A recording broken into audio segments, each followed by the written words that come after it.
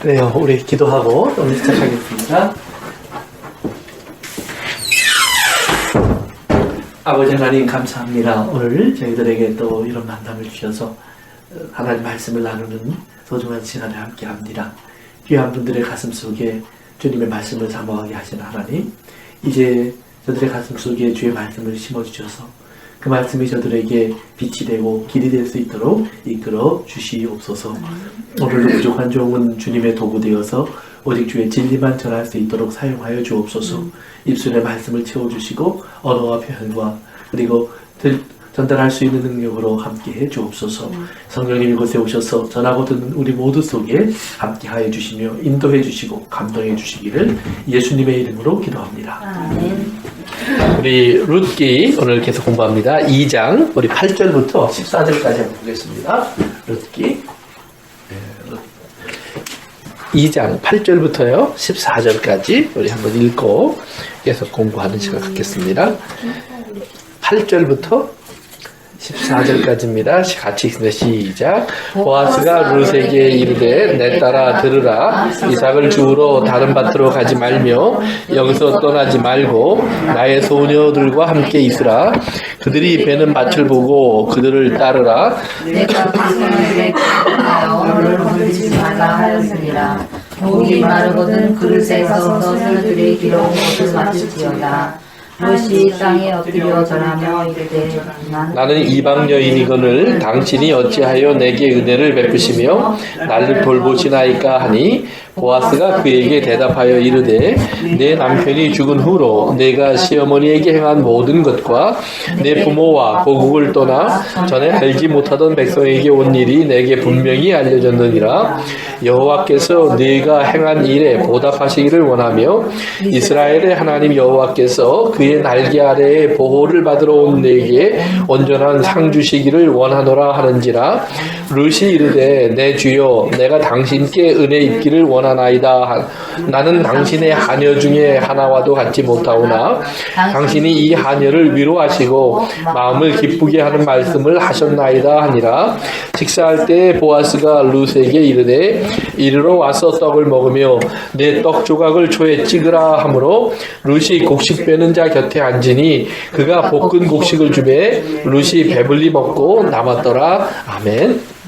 시간이 지나갔지만 우리가 룻에 대해서 이제 공부를 시작했습니다. 룻은 우리가 잠깐 복습해 보면요 모압 여자였고요. 그래서 이방인이라는 말이죠. 이스라엘과는 상관이 없던 사람입니다. 그런데 이스라엘의 그 엘리멜렉의 가족이 그곳으로 이사를 갑니다. 엘리멜렉.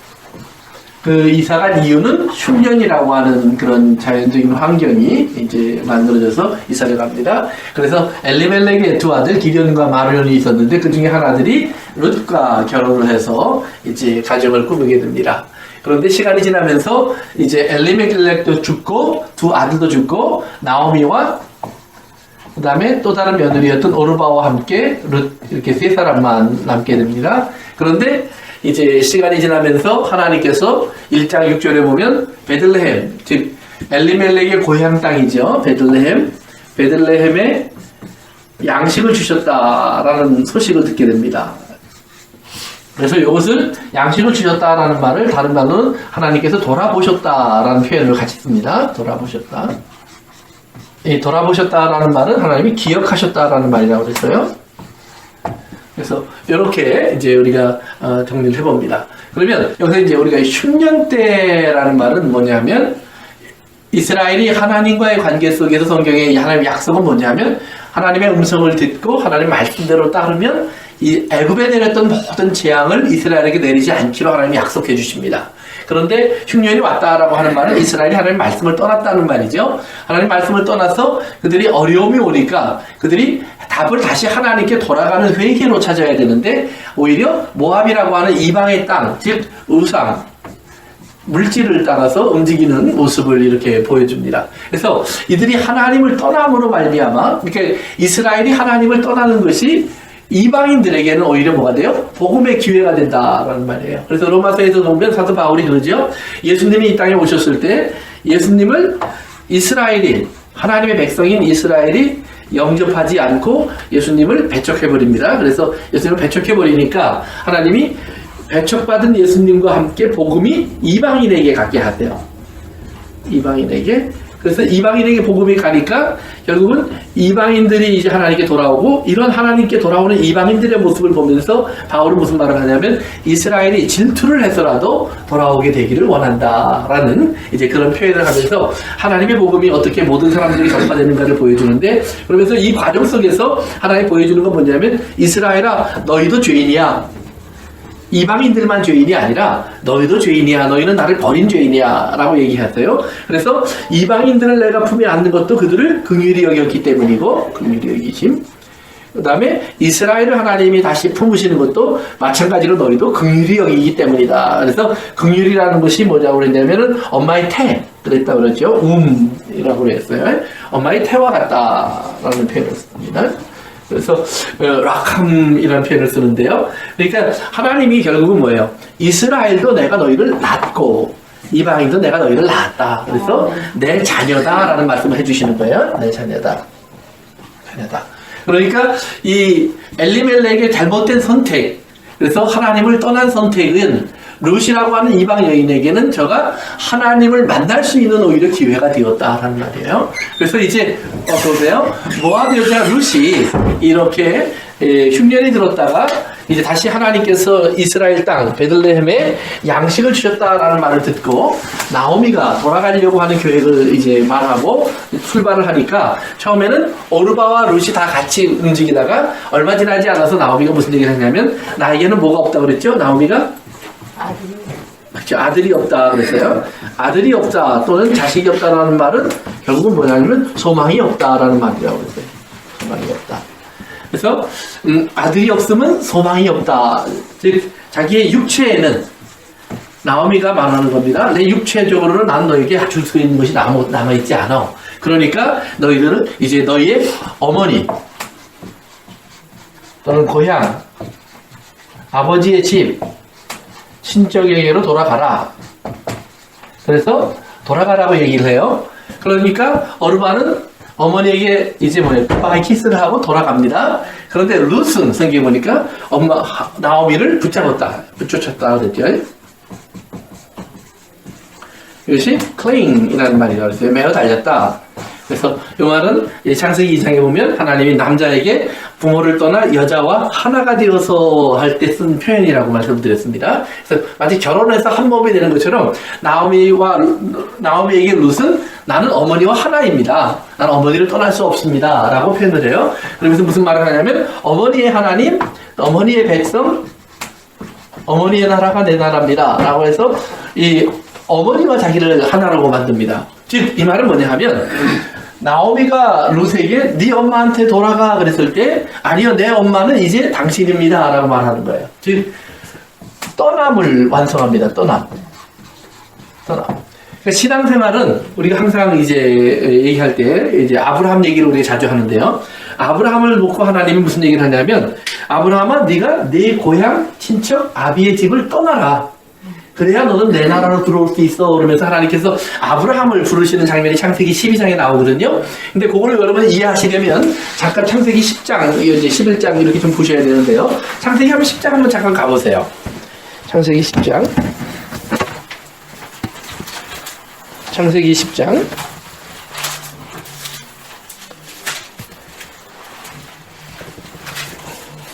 창세기 10장은 그 홍수가 난 이후에 노아와 노아의 세 아들, 노아는 세 아들이 있어요. 노아와 셈과 함과 야벳이라고 하는 세 아들이 있어요. 이 세 아들로부터 다시 이제 세상이 이제 시작되게 되는데요. 그 세상이 시작되게 되면서 하나님이 이제 바벨탑 11장에 보면 바벨탑 사건이 나오죠. 그래서 하나님께 도전하는 사람들의 모습이 나오고 그것을 때문에 하나님이 이제 그들에게 언어를 혼돈케 하시고 그래서 그들이 나누어지게 하십니다. 나누어짐. 근데 이제 그 나누어진 그 이유는 11장에 설명이 되어 있는데 나누어진 모습은 10장에 설명되어 있습니다. 우리 10장 맨 밑으로 가세요. 한번 뭐 다른 곳도 볼 수 있겠지만 거기 보는 게 제일 낫겠네요.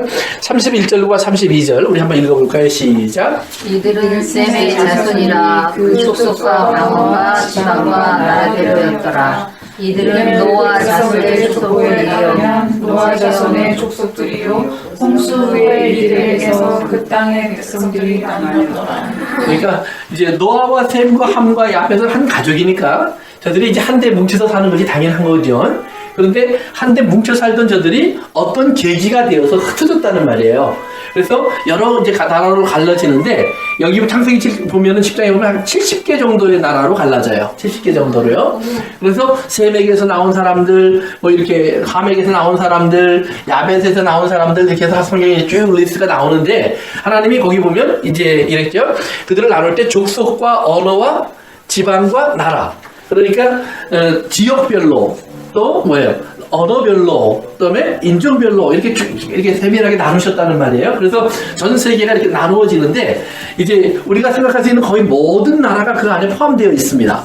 이렇게 그래서 땅을 이렇게 조금 나누어줘서 야, 여기서는 셈 너의 후손들이 살아, 여기서 야베사 네 후손들이 살아, 여기는 뭐 아므리의 후손들이 살아, 이렇게 다 나눠줬는데 이제 그 11장 밑으로 가보시면 11장으로 넘어가 보세요. 11장으로 보시면은 이제 25절에 보면 데라라는 사람이 등장하고요. 26절에 보면 데라가 아브라함을 낳았다. 이렇게 아브라함의 아버지 이름이 데라입니다.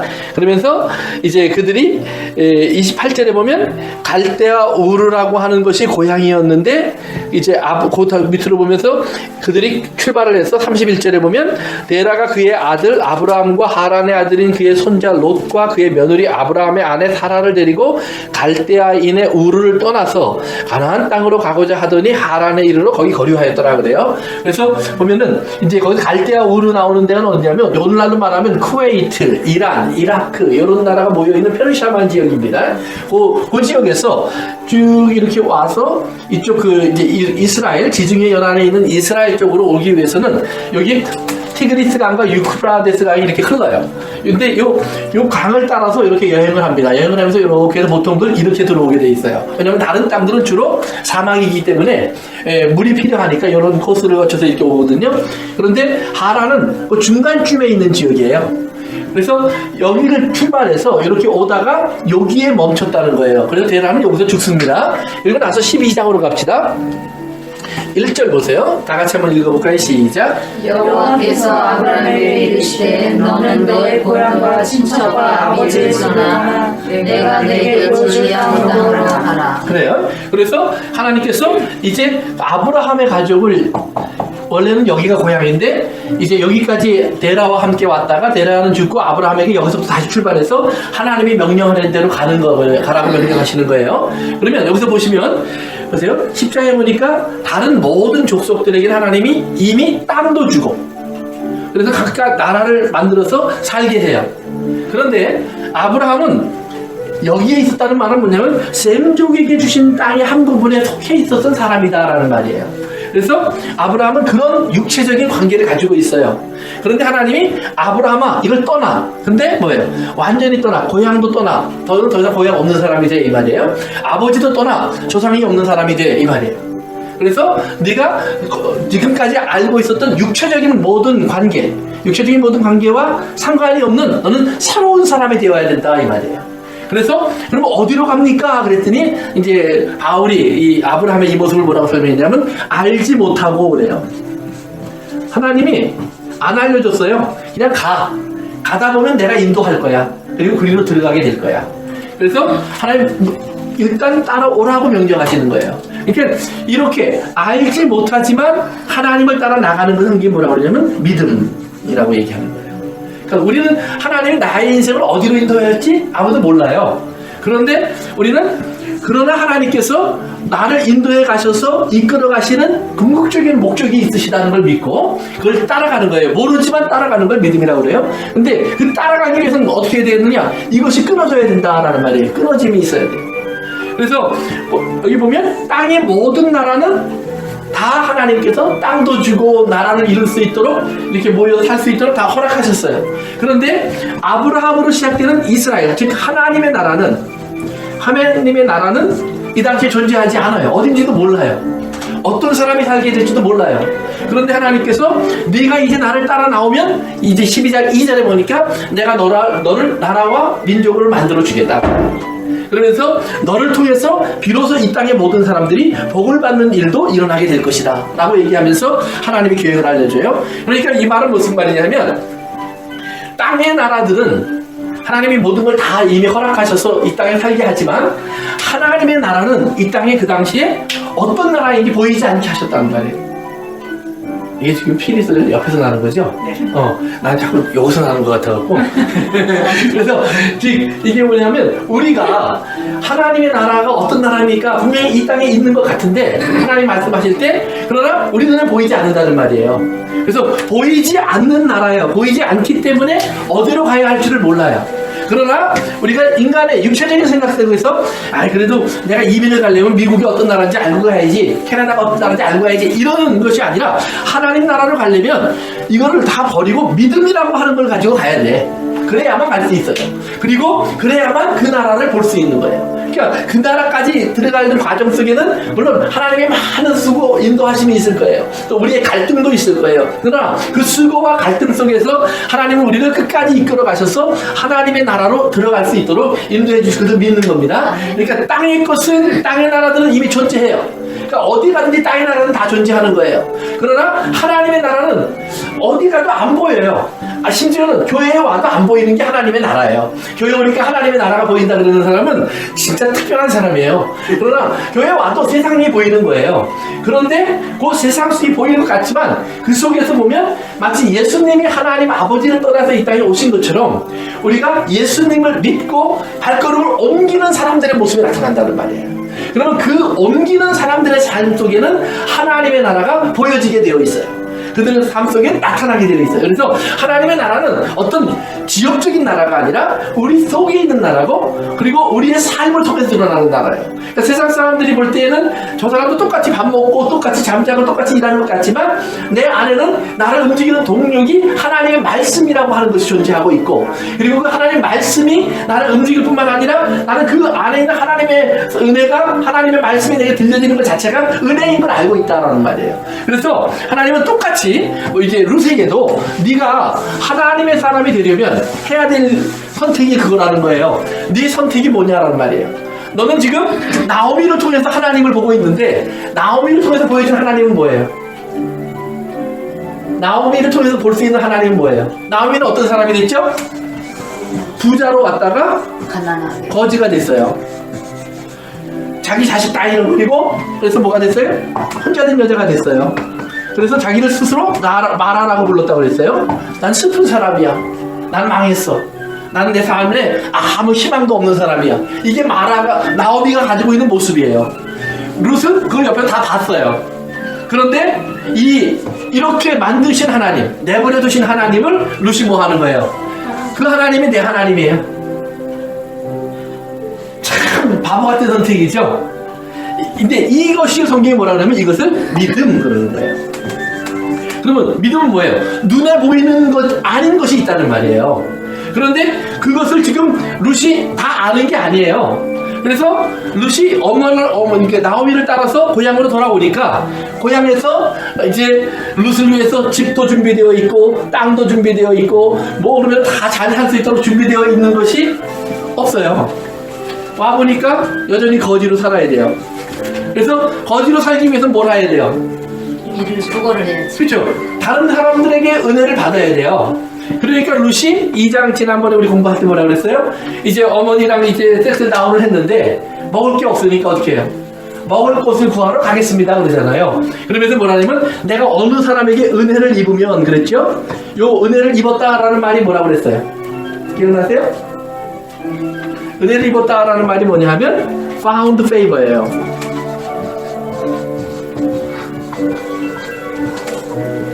누군가의 눈에 내가 사랑스럽게 보이면, 그래서 이제 제가 이모티콘 얘기를 했었죠. 카카오톡에 보면 이모티콘이 있는데 하트를 탁탁 눈에 갖다 붙이잖아요. 그러니까 누군가가 나를 볼 때 이렇게 보여지는 사람이 있을 거다 이 말이에요.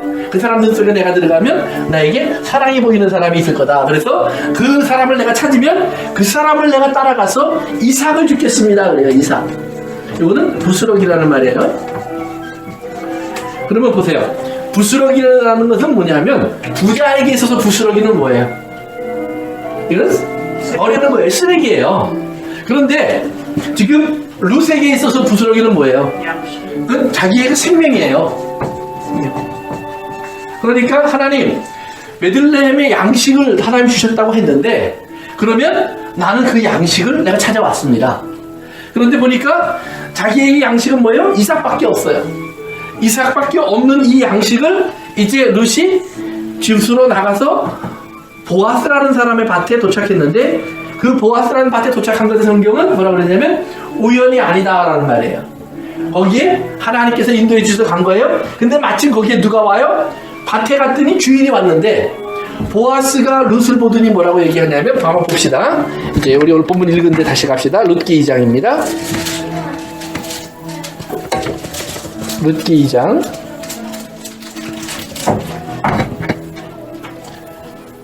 이제 보아스가 자기 밭에 와서요. 오자마자 보아스의 눈에 뭐가 보냐면 5절에 보시면 보아스가 베는 자들을 거느린 상한에게 이르되 이는 누구의 소녀냐 그래요. 그러니까 보아스의 눈에 바로 룻이 보였다는 말이에요. 사람들이 꼭 한두 사람이 있을 건 아니란 말이에요. 여러 사람이 있을 거예요. 또 배고픈 사람들은 다 왔을 테니까 많은 사람이 있을 수 있어요. 그런데 그 중에 룻이 딱 눈에 띄었다는 말이에요. 그것을 뭐라고 그러냐면 돌아보았다 그래요. 돌아보았다. 그래서 아까 이제 그 하나님이 베들레헴을 돌아보았다 할 때는 기억하다라는 표현이었다고 그랬어요. 기억하다. 근데 여기서 말하는 돌아보았다라는 말은 뭐냐면 기억하다라는 말이 아니라 다른 단어예요. 그것은 recognize. 알아보았다라는 말이에요. 어떤 특별한 사람으로 알아보았다는 말이에요. 그런데 그 2장 1절에 가서 이제 한번 올라가 보세요. 2장 1절. 뭐라고 그랬어요? 보아스를 뭐라고 불렀어요? 누구의 친족이에요? 그렇죠? 시아버지인 엘리멜렉의 친족으로 어떤 사람이에요? 유력하고 그냥 유력하다고만 나왔나요? 그렇구나. 그 유력하다는 말이 두 개의 단어가 합쳐진 거예요. 그러면 그게 뭐냐면 그 하나는 strong 강하다라는 말하고요, wealth 부자다라, rich 이 두 말이 붙은 거예요. rich and strong이라는 말이에요. 그래서 두 개의 단어가 붙어서 부자이면서도 강한 사람이에요. 힘이 있는 사람이에요. 그래서 그런 사람으로 보아스가 있어요. 그래서 보아스라는 말 자체가 보아스라는 말은 뭐냐면 이 말이 나중에 어디서 쓰이냐면 하나님의 성전을 이렇게 솔로몬이 세우는데요. 성전 앞에 기둥이 두 개 서요. 기둥이 크게 두 개. 그래서 하나는 보아스, 하나는 야긴 이렇게 불러요. 그래서 보아스라는 말은 강함 이런 뜻이고요. 야긴이란 말은 세움, 이렇게 세웠다는 말이에요. 그래서 강한 힘으로 세워져 있다 이 말이에요. 그래서 하나님이 든든히 세우고 계신 곳이다. 그런 상징적인 기둥을 두 개 세우는데요. 바로 그런 말이에요. 그래서 이런 강한 보아스, 성전의 입구에 서 있는 사람, 그러니까 하나님의 집의 문지기와 같은 사람이에요. 그러니까 그런 이 보아스가 룻을 발견해요. 그래서 룻에게 뭐라고 얘기하냐면 보세요. 이제 올라가 봅시다. 밑으로 거기 다시 2장이에요. 8절에 보시면 보아스가 룻에게 이르되 내 딸아 들으라 이삭을 주우러 어디로 가지 마요? 그렇죠. 어나더 다른 곳으로 가지 마. 그러면서 너는 여기를 떠나지 말고 누구와 같이 있어요? 나의 소녀들과 함께 있으라 그래요. 그 다음에 이제 10절로 내려가셔요. 다시 한번 읽습니다. 시작. 룻이 땅에 들어가며 나는 당신이 어찌하여 내 은혜를 베푸시며 나를 돌아보시나이까. 그래요. 그래서 거기서 나를 돌아보시나이까 하는데 그 recognize라는 말 속에서 그 다음에 무슨 말이 나오냐면 그 다음에는 뭐냐면 close. 나와 함께 있으라 이런 표현을 쓰죠. 여기 함께 있으라 close to me 그래요. 근데 그 나와 함께 있으라는 말이 뭐냐면 아까 처음에 나오미가 고향으로 돌아올 때 오르바는 돌아갔는데 룻은 엄마에게 매달렸다 그런 것처럼 룻이 이렇게 와 있을 때 룻을 발견한 보아스가 뭐냐면 너는 여기에 매달려 있어라 그 말이에요. 그래서 양식을 주는데 밑으로 내려가 보세요. 이 맨 마지막 절 23절로 갑시다. 다 같이 시작. 이에 룻이 보아스의 소녀들에게 가까이 있어서 보리 추수와 밀 추수를 모지기까지 이삭을 주우며 그의 시어머니와 함께 거주하니라 그래요.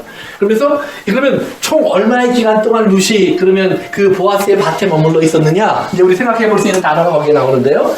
그 보리 추수 때부터 보리부터 밀까지예요. 그러면 여러분들이 이제 그 이스라엘에게 하나님 주신 그 명령에 보면 유월절, 예수님의 십자가를 상징하는 유월절이라는 절기가 있어요. 예수님이 십자가에 못 박혀 죽으신 것을 기념하는 날인데요. 유월절이 지나고 3일이 지나면 초실절이라는 절기가 와요. 그래서 첫 열매를 하나님께 드리는 절기인데요. 이때 드린 첫 열매가 보리예요. 그러니까 추수한 보리를 처음 하나님께 드리는 거예요. 처음 추수한 보리를 하나님께 드리는 날. 그래서 이 초실절은 예수님의 부활을 상징해요. 부활을 상징하는 날인데, 그러니까 십자가 유월절은 예수님의 죽음, 그 다음에 초실절은 예수님의 부활. 그래서 이게 다 무교절이라는 절기 속에 묶여 있는데요. 거기서 보면, 그러니까 이거는 보통 3월 중순쯤 돼요. 어느 날 가면 춘분, 그 근처예요. 그래서 요즘도 우리가 부활절이 대부분 3월 말 또는 4월 초 뭐 이때쯤 오잖아요. 다 그때를 얘기하는 거예요. 그래서 그때쯤 돼요. 그러다가 밀 추수를 언제 하냐면 밀의 첫 열매를 언제 드리냐면 오순절날 드려요. 오순절날. 그러니까 요 날부터 50번째 되는 날이에요. 그러니까 요 날부터 50번째 되는 날까지 49번째 날까지는요. 매일 보리를 드려요. 매일. 그러다가 50번째가 되면 밀을 가지고 새로 추수한 밀을 가지고 여기다가 처음으로 누룩을 집어넣어서 맛있는 빵을 만들어서 그때 드려요. 처음으로. 그렇다고 해서 오순절 날 밀 추수가 완성되는 건 아니에요. 밀 추수는 그때부터 계속돼서 조금 더 유지가 돼요. 그러니까 한 3월부터 한 6월까지 한 서너 달을 룻은 보아스의 말을 믿고 보아스의 밭에 주저앉아서 거기서 1년 내내 먹을 걸 다 걷어갔다는 말이에요. 거기 보면 보아스가 룻에게는 특별히 대해주면서 성경에 보면 그 사람이 자기가 와서 이삭을 주스러 왔는데 돌아갈 때 되면 자루를 가지고 가요. 한 에바. 그래서 21리터 한 말쯤 되는 거예요. 그래서 한 말 정도 되는 양식을 가지고 돌아가는 모습들이 성경에 소개되고 있는데 이렇게 보아스가 많은 것을 줘요. 그러면서 무슨 얘기를 하냐면 룻을 위해서 자기 추수하는 사람들에게 야, 니네들이 이거 추수를 하다가 가끔 가다 보면서 좀 떨어뜨리고 가. 또 거두는 걸 가지고 좀 뿌려놓고 가. 그 다음에 제가 따라갈 수 있도록 좀 거두지 말고 좀 남겨놓고 가. 그래서 특별한 은혜를 많이 베풀어줘요. 그러니까 보세요. 양식을 찾아왔는데 양식을 줘요. 양식을 주면서 부스러기를 줘요. 그런데 이 부스러기를 룻은 은혜라고 불러요. 우리가 신앙생활에 이제 처음 우리가 시작을 잘 생각하셔야 돼요. 우리가 보통 신앙생활을 할 때 하나님께서 나에게 어떤 큰 은혜를 확 주셔서 정말 내가 이 세상에 다른 어떤 것보다 하나님의 은혜가 좋구나 이러고 나올 수도 물론 있어요. 그러나 중요한 건 뭐냐면 은혜의 크기는요 가난의 크기에 달려 있어요. 가난. 내가 얼마나 가난하냐에 따라서 그것이 은혜가 커지고 작아져요. 그러니까 부자가 되면 어떻게 돼요? 이거 내가 사 먹으면 되지.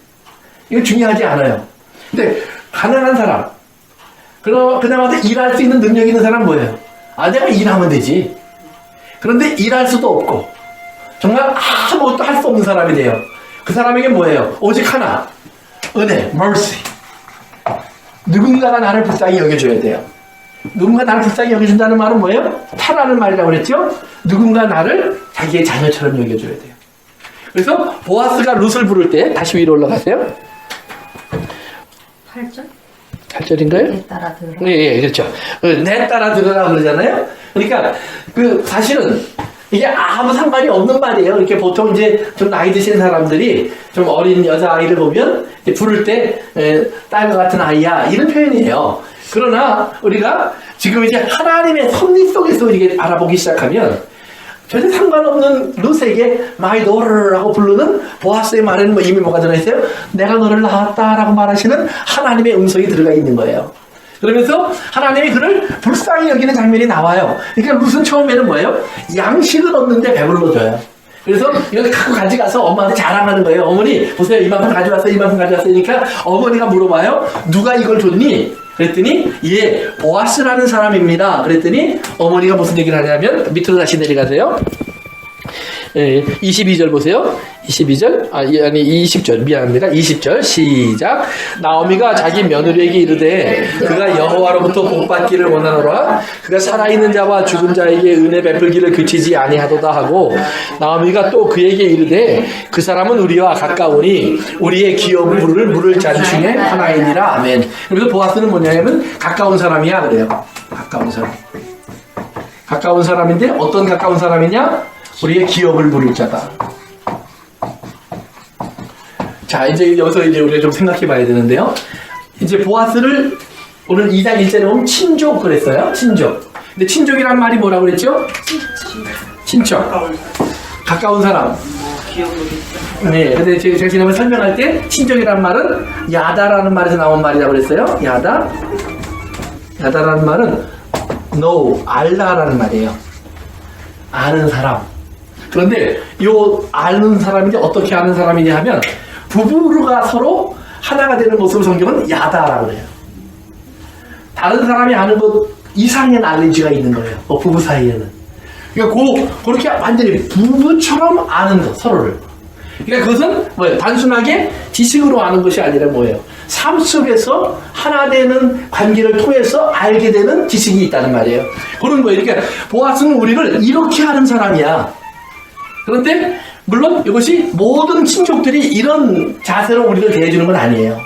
그런데 보아스가 한 일을 보면서 나오미가 뭐라고 그래요? 아, 그는 정말 우리를 가깝게 대해주는구나. 그래서 요 가깝다는 말이 intimate. 아주 가까운 관계예요.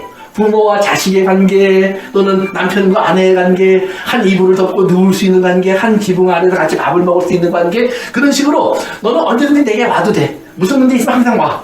제가 이제 어렸을 때 한국에 이제 부모님은 미국에 계시고 한국에 제가 있을 때요. 가끔가다 보면 아버지 친구들이 이렇게 찾아오세요. 찾아오셔서 너희들 어디 사니? 그리고 들여다보시면서 뭐라 그러냐면 문제 있으면 언제든지 오너라. 내가 도와줄 수 있다. 이제 이런 말씀을 하고 가시는 분들이 가끔 있거든요. 이제 그런 거예요. 그러니까 가깝게 우리를 대해주는 거예요. 자기 자식처럼. 그런 거예요. 그러니까 보아스는 잘 아는 친족인데 친족이 사실은 우리가 이제 뒤에 가서 보면은 보아스보다 더 가까워야 되는 친족이 있어요. 그런데 그들은 이름만 알고 있는 사람이지 실제로는 가깝게 대해주지 않아요. 그런데 보아스는 룻은 아주 가깝게 대해주는 거예요. 그러면서 정말 너는 내 가족과 같은 사람이야 하고 이제 그런 가까움을 보여준 것이 뭐예요? 이제 양식을 많이 주는 그런 은혜를 베풀어 주거든요. 그런데 이런 은혜를 보더니 나오미가 무슨 말을 하냐면 그 사람은 거기에서 멈출 사람이 아니야. 우리를 redeem, 물러준다는 말은 뭐냐면 redeem 해준다는 말이에요. 우리를 회복시켜줄 사람. 그러니까 단순하게 나에게 그냥 먹을 것 주고 입을 것 주는 것이 아니라 완전히 내가 원래 되어야 될 모습. 그러면 나오미와 룻이 원래 되어야 될 모습은 뭐냐? 엘리멜렉이라는 사람을 다시 생각하셔야 돼요. 엘리멜렉은 어떤 사람이냐면 말 자체가 하나님은 왕이시다라는 말이에요. 그러니까 하나님이 왕으로 계시는 곳에 하나님의 자녀로 있는 사람. 그것이 룻과 나오미의 원래의 모습이 되어야 되는 거예요. 그런데 지금 뭐예요? 다 해서 거지가 돼 있어요. 그러면 어떻게 다시 이런 사람이 될 수 있을까? 그건 뭐냐면 물러주는 사람이 있으면 된다는 말이에요. 물른다라는 말에 대해서 뭐예요? redeem 한다는 말은 pay price예요. 누군가를 위해서 대신 값을 치러주는 거예요. 너희들이 지금 왜 거지로 살고 있어? 땅이 없잖아. 집이 없잖아. 땅과 집을 내가 찾아줄게. 그러면 땅과 집을 찾아준다고 여자 두 사람이서 농사 짓고 집 지키고 할 수 있느냐? 안 된다 이 말이에요. 불가능하다. 그러면 뭐가 필요해요? 남자가 필요한 거예요. 그러니까 이 남자의 역할이 누구예요? 보아스. 바로 예수 그리스도를 말해요. 그러니까 우리가 신앙생활을 하는데 이제 이런 걸 들으면 성경이 여자를 너무 무시했다 이렇게 생각할 수 있어요. 근데 아니 그런 생각을 하지 마시고 이걸 하나님의 구속사적인 관점으로 보셔야 돼요. 얼마든지 여자들도 나가서 일하고 살아갈 수 있는 노력을 할 수 있어요. 그리고 얼마든지 남자들보다 뛰어난 능력을 가진 사람도 많이 있고요. 그러나 오늘 지금 성경이 얘기하는 건 뭐냐면 남자는 항상 뭐라고 그랬어요? 하나님, 예수님의 모습을 상징해요. 여자는 우리예요. 우리. 그런데 뭐예요? 우리는 하나님의 나라의 사람으로 살려면 땅에 나가서 돈 버는 거는 할 수 있어요. 우리가 하나님 없이도 이 땅에서 살아가는 사람들이 얼마든지 있단 말이에요. 그러나 하나님 나라 속에 살아가려면 우리는 우리의 방법과 우리의 생각만 가지고 살 수가 없어요. 왜? 떠나러 왔는데 갈 곳이 어딘지 몰라요. 이 땅처럼, 세상의 땅처럼 땅을 딱 주고 집도 주고 사업도 주고 직장도 주고 하면 거기서 그냥 일하면 되는 거예요. 그런데 그게 아니라 하나님 나라는 어디 있어요? 우리 마음속에 있어요. 이건 마치 미지의 세계와 같아요. 그러면서 예수님의 음성을 우리가 듣고 예수님이 같이 계신 것을 우리가 느끼면서 살아가야 하는데 그것을 우리가 듣고 느낄 수 있는 방법이 우리에게는 없다는 말이에요. 오직 뭐예요? 보아스가 리디모가 되어서 단순하게 집과 땅을 돌려주는 것이 아니라 뭐예요? 그의 신랑이 되어주셔야 돼요. 신랑이. 그러면 지금 보세요. 나오미와 룻은 다 남편에 있었던 사람들이에요. 그런데 예수님은 하나님의 아들이에요. 그럼 가장 거룩한 예수님은 결혼했던 사람과 결혼할 수가 없어요. 성경이 그렇게 돼 있어요.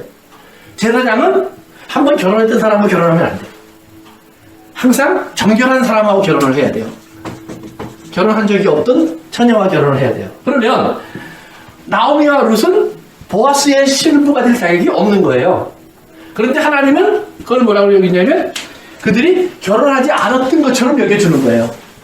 그것을 뭐라고 하냐면 중생 그런 거예요. 중생. 거듭남. 그러니까 우리가 지금 육체적으로는 이미 결혼도 했었고 뭐 가난해졌고 이 땅에서 뭐 죄도 많이 졌고 했지만 하나님 뭐라면 그래 그 삶 그거는 십자가에 못 박아버려. 이제 내가 너희들에게 새로운 생명을 줄 거야. 그것은 물과 성령으로 거듭나는 생명인데 이제는 내가 너희를 낳는 거야. 그래서 락함. 아까 얘기한 것처럼 뭐예요? mercy. 그러니까 자비와 긍휼이라고 하는 것은 단순하게 참 저 사람 안 됐다 여기서 멈추는 게 아니라는 말이에요. 우리는 저 사람은 원래 하나님이 만드실 때 하나님의 자녀로 빚어놓은 사람인데 지금 그 모습이 없어요. 그러니까 우리의 육체 안에 하나님께서 그 생명을 집어넣으셔서 정말 온전하고 거룩하고 깨끗하고 완전한 새로운 생명으로 우리가 태어나게 하시는 거예요. 이것을 그래서 성경은 중생, 예수 그리스도를 믿으면 너희가 거듭난다 이렇게 얘기해 주시는 거예요. 그래서 거듭난 사람이기 때문에 가장 거룩한 신랑인 보아스가 상징하는 예수 그리스도와 우리는 하나가 되어서 한 몸이 될 수 있는 사람의 자격을 얻는다라는 거예요. 그러니까 그거는 누구에게 달려있느냐? 신랑의 mercy에 달려있는 거예요. 이것을 찾으면 우리는 정결해지고 이것을 찾지 못하면 우리는 그냥 거지처럼만 살다가 가는 거예요. 그러니까 하나님께서는 우리를 그렇게 살도록 만드신 것이 아니라 거지처럼 살도록 만드신 것이 아니라 온전한 사람으로 만들어 주시기 위해서 교회에 가신 것을 이야기해 주시는 거예요. 그래서 이제 다시 12절로 갑시다. 위로 12절로 올라가시면 이런 말씀이 나와요. 여호와께서 네가 행한 일에 보답하시기를 원하며 이스라엘의 하나님 여호와께서 그의 날개 아래 보호를 받으러 온 네게 온전한 상 주시기를 원하는다 이래요. 그러면서 이제 룻이 보아스가 자기를 대하는 특별한 모습 그러면서 나를 알아보셨습니다. 돌아보셨습니다. 그랬어요. 돌아보심. 그래서 이것은 레카보나이즈라고 했죠. 저를 알아보셨습니다. 내가 누구죠? 하고 물어보는 거예요. 그랬더니 보아스가 뭐라고 대답하냐면 너는 남편이 죽은 후에 시어머니를 따라 네 고향을 버리고 이곳까지 온 사람이야. 11절에 나오는 말입니다. 그러면서 12절 다시 한번 읽어봅시다. 시작.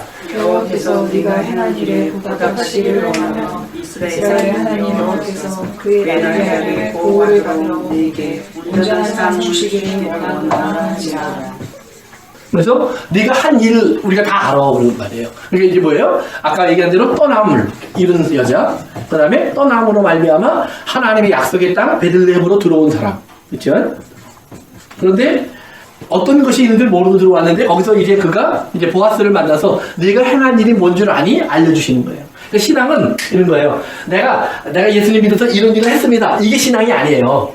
그래서 예수님이 주신 비유 중에 그런 말씀이 있었죠. 양과 염소를 마지막에 나눠요. 예수님 하나님 심판하는데 그런데 하나님이 염소를 놓고 뭐라고 얘기하냐면 너희들이 잘한 일이 뭐가 있니? 내가 배고플 때 밥을 줬니? 목마를 때 물을 줬니? 내가 힘들 때 도움을 줬니? 그러면서 야단을 치니까 이제 염소가 된 사람들이 우리가 했습니다. 그러니까 아니야, 니들 안 했어. 그리고 예수님이 쫓아내요. 그리고 양들을 보면서 뭐라 그러냐면 니들이 너무 고맙다. 니들이 그렇게 했다. 근데 양들이 뭐라 그래요? 언제 그렇죠. 우리가 언제 했습니까? 왜냐면 하나님께 한다고 하는 것이 아니라는 말이에요. 우리가 누구에게 하는 거냐? 우리 이웃에게 하는 거예요. 그래서 네가 사실은 아무개 배고플 때 찾아갔었잖아. 누가 울 때 같이 가서 울어줬잖아. 누가 힘들 때 앞에 가서 앉아서 같이 기다려줬잖아. 그것이 다 내게 한 거야. 그러면서 내게 했다 그래요. 그래서 그들이 행한 일, 그러니까 과부인 나오미 옆에 룻이 과부로 함께 있은 일 그 말이에요. 보세요. 혼자 사는 것도 힘든데 나이 많은 어머니 과부까지 모시고 사는 룻은 얼마나 힘들었을까 상당히. 거기다가 더구나 뭐예요? 이방인이에요. 이방인. 저 사람이 어느 모압 여자라면 스문되는 사람의 대상이에요. 그러니까 사람들이 보면 뭐라 그럴까요? 살겠다고 모압으로 가더니 그리고는 모압 여자 며느리 얻어갖고 그래서 하나님의 진노를 받아서 집안 나망하고 저러고 살고 있네. 뭘 바라고 여기까지 왔을까? 이 소리밖에 안 들었을 거 아니에요. 그런데 보아스는 뭐예요? 아니야. 네가 행한 일이 믿음이야. 너는 잘 모르고 했겠지만 그것을 나는 믿음으로 본다.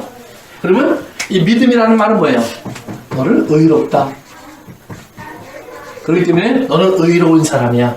너를 욕하는 사람들, 너를 보고 손가락질하는 사람들, 그들이 지금 무슨 말을 하는지 자기가 모르고 있지만 사실은 너를 의롭게 하신 하나님의 손길을 그들은 모르고 있는 거야. 그래서 하나님이 내게 믿음에 대한 응답을 해주실 거야. 그래요? 그러면서 이 보답이라는 말이 샬롬이라는 말. 샬롬이라는 말 기억나세요? 뭐지요? 평화. 안녕? 이 말이에요. 그러니까 안녕이라는 말은 뭐냐면 뭐예요? 부담, 빚. 내가 갚아야 될 것. 이것이 있으면 안녕해요? 안 해요? 안 해요. 안 해죠? 이걸 다 갚아준 거예요. 밥을 먹어야 돼. 밥이 없어요. 안녕해요? 안 해요? 이게 다 채워져 있는 거예요. 채워. 그러니까 빚이 없고 모든 것다 충분히 채워져 있는 상태. 충족해 있는 상태. 이것을 샬롬 그러는 거예요. 그러니까 단순하게 샬롬 그럴 때, 그래서 우리나라 사람들이 옛날에는 누가 오면 뭘 물어봤죠? 먹었어요. 그렇죠. 식사하셨어요? 한국 사람은 꼭 그걸 물어봤어요. 근데 유럽 사람들도 옛날에 그걸 물어봤대요. 근데 요즘은 이제 인사들이 많이 바뀌었지만 그걸 물어봤대요. 그 다음에 뭐 이제 그들이 물어보는 그 모닝이라는 말이나 이런 그 미국식 표현을 보면 간밤에 사건들이 많았었대요. 그래서 이제 그런 인사들이 나온 건데, 그러니까 거기 보면 아무 문제 없었지, 잘 있었지, 이런 표현이 나오는 건데 하나님에게 보답하시기를 원해. 그러면서 내가 행한 일을 우리가 알고 있어. 그런데 왜 재미있는 말이 하나가 더 있습니다. 11절 다시 한번 가봅시다. 보아스가 그에게 뭐예요? 대답하다. 그렇죠? 그래서 대답한다라는 말이 뭐냐면, 대답한다라는 말이 witness예요. 내가 네 증인이야. 내가 네 증인이야. 그러니까 이 성경에 하나님이 예수님이 이 땅을 떠나면서 예수님의 제자들에게 성령을 주면서 뭐라고 그래요? 너희가 내 복음의 증인이 되어라 그러죠? 그러니까 너희들이 이걸 다 본 사람이야. 너희들이 이걸 다 아는 사람이야. 그 말이에요. 그처럼 보아스가 뭐라면 내가 너를 알아. 그러니까 아까 이제 친족이라는 말이 이렇게 쭉 돌아와서 대답으로 나타나는 거예요. 그 대답으로 나타나서 그 대답이 뭐예요? 네가 행한 일을 내가 아는데 이제는 뭐예요? 너는 보답받아야 돼. 그래서 요 온전한 상을 하나님 주실 거야 그랬는데 요 온전하다 이 말도 샬롬 똑같은 단어예요. 그러니까 하나님이 보답해 주실 텐데 온전한 것으로 해 주실 거야. 그래서 그러면 네가 원했던 건 뭐였지? 하나님 날개 아래 보호받으러 온 거지. 이제 가난하고 힘드니까 와서 좀 어떻게 쉼을 얻을 수 있을까 하고 안식을 찾아온 거 아니야. 그런데 그 날개 아래, 요 말은 이제 다음 시간에 우리 주로 공부합니다. 그래서 하나님의 은혜를 덮어주신 모습을 말하는 거예요. 근데 여기서 보호받다라는 말이 trust라는 말. 이게 refuge라는 말이 있는데, seek refuge, 우리가 피난할 곳을 찾아가는 거예요. 그런데 피난처를 찾아가는데 어떤 데를 찾아갈까요? 믿을 만한 데를 찾아가겠죠? 그 사람한테 가면 그래 도움 줄 거야. 문전박대 받을 사람한테 안 간단 말이에요. 그 다음에 어디 뭐 홍수가 나서 어디 피할 때도 보면 물에 잠길 때 찾아가는 게 아니라 물이 들어와도 안전한 곳을 찾아 올라가잖아요. 그처럼 trust, 믿을 만한 곳 이 말이에요. 그러니까 너는 하나님 날개 아래 지금 믿음을 갖고 왔잖아. 하나님을 신뢰하고 왔잖아. 그러니까 하나님이 너의 믿음을 뭐예요? 의로 여기셔서 너를 하나님께서 이제 의로운 자로 여겨주시는 하나님의 일을 하실 거예요. 그래서 이 당시에 이때만 해도 보아스가 한 일은 뭐예요? 보아스가 한 일은 그냥 양식을 주는 일이에요. 먹을 걸 줘요. 9절에 보시면 이런 말을 해요. 한번 읽어볼까요? 시작. 그들의 베푼 것을 보고 그들에 따르라. 내가 그 소녀들에게 명하여 너를 건드리지 말라 하였느니라. 목이 마르거든 그릇에 가서 그들이 기르는 것을 마실지어다. 그래서 이제 마음대로 그들이 목이 마르면 물을 마시게 해요. 14절로 갑시다. 시작. 식사할 때 보아스가 룻에게 이르되 이리 와서 떡을 먹으며 내 떡 조각을 초에 찢으라. 룻이 곡식 비는 자 곁에 앉으니 그가 고구 곡식을 주매 룻이 배불리 먹고 남았더라. 아멘. 그래서 보면 물과 떡을 주는데 어떻게 하냐면 가까이 와서 해. 내 옆자리에 앉아. 마치 예수님이 제자들과 만찬을 나누시면서 떡을 나누어 주시는 것처럼 지금 보아스가 룻에게 떡을 나누어 주고 있는 거예요. 이거 먹어. 이게 생명이야. 그러면 네가 이걸 먹으면 너는 이제 뭐예요? 다른 데로 갈 필요가 없어. 다른 신, 너는 다른 일, 다른 누군가를 찾아갈 필요가 없어. 내게 모든 답이 너에게 다 있는 거야. 너는 내 것이야. 내 품에 들어와 있어. 이렇게 얘기를 하는 거예요. 그러면서 이제 보아스가 룻을 돌려보내요. 근데 이렇게 돌려보내니까 이 모든 걸 듣고 나오미가 기억하는 것이 있는 거예요. 그게 뭐냐면 아까 우리가 읽었던 것처럼 보아스는 어떤 사람이에요? 기업을 물을 자 주님. 그렇죠. 기업을 물을 자라.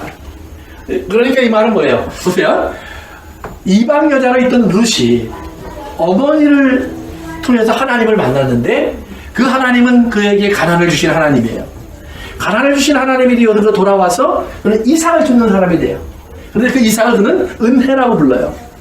대부분의 사람은 그것을 은혜라고 보지 않는단 말이에요. 그 작은 것, 지극히 작은 은혜를 그는 생명의 은혜로 여기면서 그걸 베푼 보아스에게 아주 겸손한 태도를 취해요. 그럴 때 보아스는 그것을 뭐라요? 믿음으로 인정해줘요. 그러면서 그 믿음에 하나님 보답하실 거야. 그리고 돌려보냈는데 나오미가 그 이야기를 듣더니 하나님 말씀을 기억하는 거예요. 말씀이 뭐예요? 그는 우리의 리디머야. 우리를 기업을 물러줄 자야. 그러니까 이제 우리는 그에게 이것을 요구할 수 있어. 그러니까 기도는 이런 거예요. 그래서 보세요. 어머니를 따라 아무것도 모르는 룻의 출발 때 룻의 모습은 뭐냐 하면 나는 모르지만 나는 어머니의 하나님을 따라가겠습니다. 그랬어요? 근데 두 번째 그는 그 다음에 뭐예요? 나는 은혜를 구합니다. 생존을 위해서, 먹고 살기 위해서, 가난을 이기기 위해서, 어머니를 섬기기 위해서. 그랬을 때 그 룻이 그러한 가난의 문제 속에서 다시 고향으로 돌아가지 않고 여기에 머무는 것, 가난 속에 머물러 있는 룻의 모습을 하나님은 칭찬하시는 거예요. 그리고 나서 나오미를 통해 또 다른 하나님의 말씀이 기억이 나요. 그러니까 이 모든 건 뭐예요? 하나님이 베들레헴에 양식을 주신 것도 하나님의 언약이에요. 이삭을 죽게 하시는 것도 하나님의 법이에요.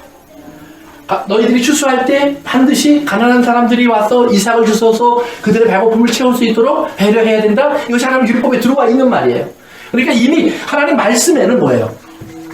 모든 것이 다 준비되어 있는 거예요. 그러니까 나오미가 그 다음에 그러고 보니까 리디머도 해주실 수 있겠구나. 나를 회복시켜 주실 수 있겠구나. 그렇게 우리가 하나님의 리디머를 찾아가자. 그에게 리디머를 해달라고 부탁을 해보자. 그러면서 나오미가 룻에게 이제 그 얘기를 해줘요. 그러면서 이제 보세요. 우리 그 3장 1절로 갑시다. 그 읽고 오늘 마칩니다. 3장 1절이요. 시작. 룻의 시어머니 나오미가 그에게 이르되 내 딸아 내가 너를 위하여 안식할 곳을 구하여 너를 복되게 하려야 하지 않겠느냐. 아멘. 거기까지요. 그러니까 나오미가 드디어 뭐예요? 처음 돌아올 때는 뭐라고 그랬냐면 나는 마라야. 슬픈 여자야. 나는 소망도 없어. 그랬는데 돌아와서 뭐예요? 하나님 말씀대로 모든 것이 되어지는 것을 보고 나오미가 또 다른 믿음의 세계로 옮겨가는 거예요. 그러니까 믿음은요, 믿음에서 믿음으로 옮겨지는 거예요. 구원은 구원에서 구원으로 이루어지는 거예요. 그러니까 내가 한 발짝을 하나님께 들여놓으면 하나님은 그 다음 발짝으로 인도하시고 그 다음 믿음으로 인도하시면서 우리를 하나님의 사람으로 온전하게 계속 만들어 가시는 일을 계속 해주시는 거예요. 그래서 그 다음 단계의 믿음으로 나오미가 이제 성장하면서 그러면 우리가 맞아, 우리는 복 있는 사람이 될 수 있어. 왜냐면 하나님의 눈에는 우리는 이미 복 있는 사람이야. 그러니까 하나님은 이미 이런 말씀을 하셨어. 그래서 성경에 나오는 복 있는 사람은 이라고 나오는 모든 말은요, 그 사실 동사가 없습니다. 예를 들면 마음이 가난한 자는 복이 있나니 그러는데, 그러면 우리는 뭐예요? 마음이 막 가난해지려고 노력을 해요. 근데 아니에요. 이미 마음이 가난해진 사람을 보고 하나님이 하시는 얘기예요. 너 마음이 참 가난하구나. You know what? You are so blessed. 넌 참 복 있는 사람이야. 이것이 하나님이 말씀하시는 복이에요. 그런데 우리는 내가 일부러 그렇게 돼야 되느라고 자꾸 뭘 해야 된다는 생각을 많이 해요. 근데 하나님은 하라고 하시는 것이 아니라 이미 너의 상태, 그것이 너에게 복을 받을 수밖에 없는 상태가 되어 있는 거야. 그걸 네가 깨달으면 돼. 마음이 기도해. 가난하다는 거는 무엇을 말하나요? 마음이 가난하다는 거예요? 똑같은 거예요. 하나님의 말씀에 대한 그 영적인 그리움, 하나님 사랑에 대한 복마름, 이런 것을 가난이라고 합니다. 네, 이런 것을. 지금 여기서 이제 성경에 보면 여기 나왔으니까 보세요. 아담과 하와 얘기 보면은요, 하와가 하나님이 먹지 말라는 것을 바라봤을 때 어떻게 보이냐면 먹음직하고 보암직하고 탐스럽게 보였잖아요. 이게 아름다운 우리가 그걸 갖고 싶었단 말이에요. 그런 육체적인 가난이 있었어요. 그런데 그때 하와의 눈에는 뭐가 보이냐면 생명나무가 안 보여요. 그런데 나중에 예수님이 이제 말씀을 전하고 나서부터 이제 쭉 보시면은요, 예수님의 제자들도 예수님이 십자가를 지러 갈 때 생명나무가 안 보여요. 선악과인 줄 알았던 예수님이 망하는 모습만 보여요. 메마른 가지만 보여요. 그래서 십자가에 달린 예수님을 놓고 다 도망가고 숨거든요. 그런데 예수님의 부활을 만나고 나서는 십자가만 자랑한다 그래요. 그 십자가가 뭔지를 보는 거예요.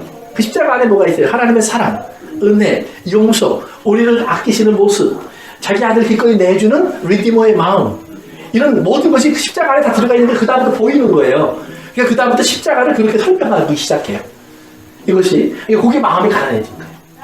그러니까 예수님의 제자들이 두렵고 무섭고 떨고 있었는데, 그 두렵고 무섭고 떨고 있는 이유가 그게 안 보이는 거잖아요. 그러니까 예수님이 오셔서 그걸 볼 수 있도록 해주시는 거예요. 그것이 이제 예수님의 치료예요. 그러니까 가난한 자는 복이 있나니 천국이 될 것이고, 그 치료받으면 하나님 나라가 바로 그 앞에 있는 거예요. 오늘 설교할 때 또 나올지도 몰라요. 기도하겠습니다. 아버지 하나님 감사합니다. 오늘 우리와 함께 해주신 주님의 은혜를 감사하고 또 이 시간에도 주의 음성을 들게 해주신 것을 감사합니다. 아버지 하나님, 오늘의 배운 우리의 말씀들이 우리 마음속에 자리 잡고 우리의 삶 속에 때를 따라 기억되어져서 주님께 우리를 붙잡고, 주님을 우리가 붙잡고 주님께 머물 수 있도록, 또 주님은 우리와 함께 하심을 깨달을 수 있도록 인도해 주옵소서. 예수님의 이름으로 기도합니다.